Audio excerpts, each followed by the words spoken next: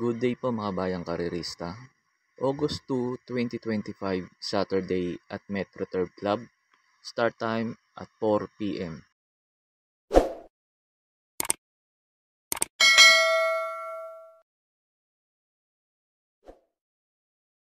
Start na po tayo. Race number 1, pampremera ko po yung numero 8, Gentle Force.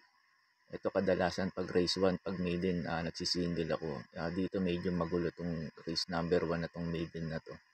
Itong dalawang galing sa barrier, medyo tago-preba na ito. Kaya pampremera ko yung numero 8, Gentle Force. Nag-barrier to, nagtala ng 1.18.6. Medyo nakapigil to. Parang tago talaga preba na ito. Tingin ko malaki chance na itong manalo rito. Second choice ko po yung numero 4, Don Enrique. Ito po mangatlo naman sa barrier niya kala Mr. Brown. Maganda na rin tinakbo na ito. Third choice ko po yung matagal na sa maiden. Itong numero 2, Enough is Enough.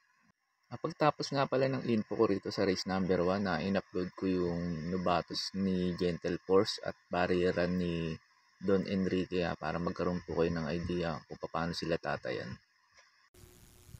And it's a good start for Gentle Force.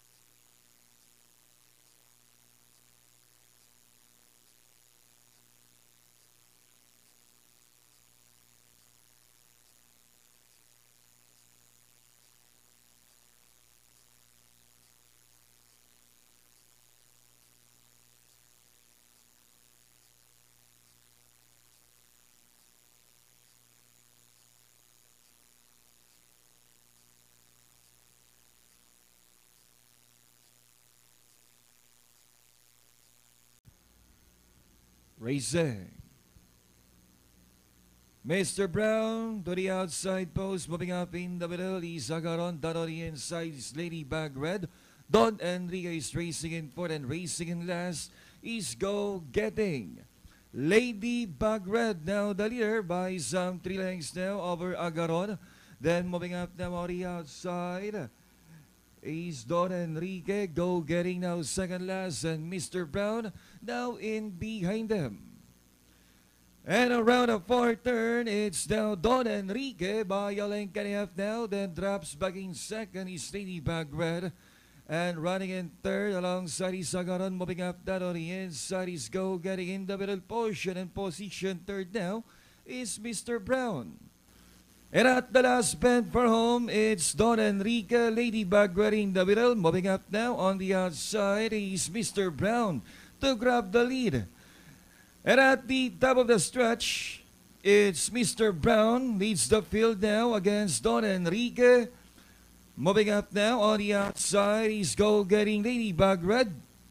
And hitting the payoff line, it's all Mr. Brown. Second close, Go Getting Don Enrique. Fourth, Ladybug Red. Finishing last, Agaron.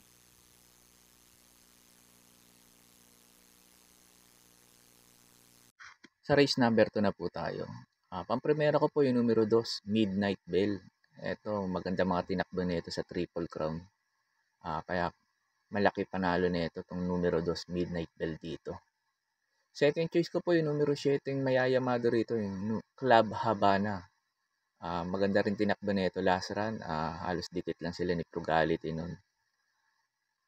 Kaya po sa race number 2, pampremera ko po yung numero 2, Midnight Bell.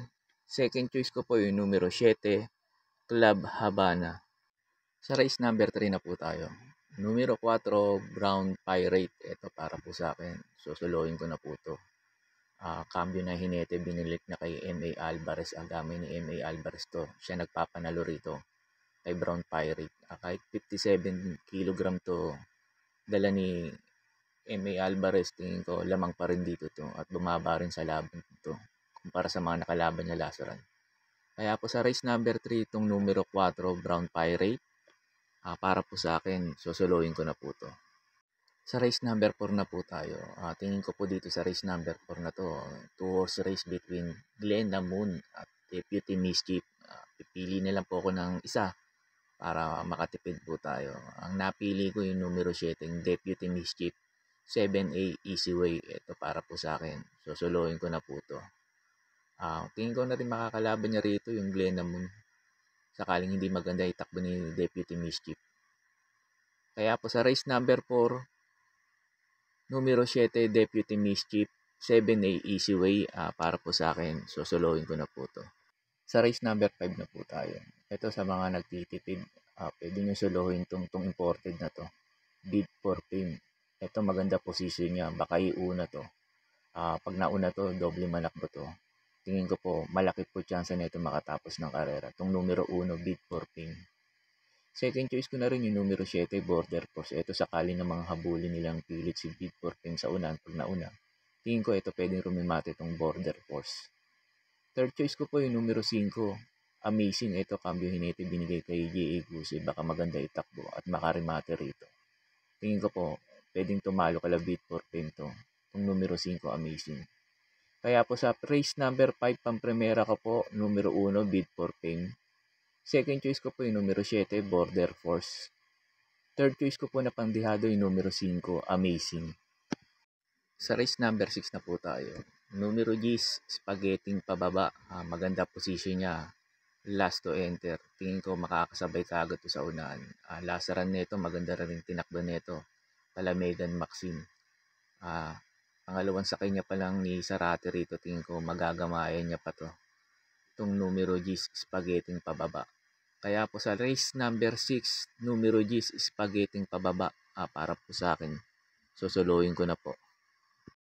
Sa last race na po tayo. Bago nga po pala ako magbigay ng info ko dito sa last race, makikiusap po ulit po sana ako sa inyo na sana po mag-subscribe po kayo sa YouTube channel ko at pakitap na rin po yung notification bell para updated kayo tuwing mag-upload ako ng mga infos at videos ko. Arnel Racing Tips, maraming salamat po.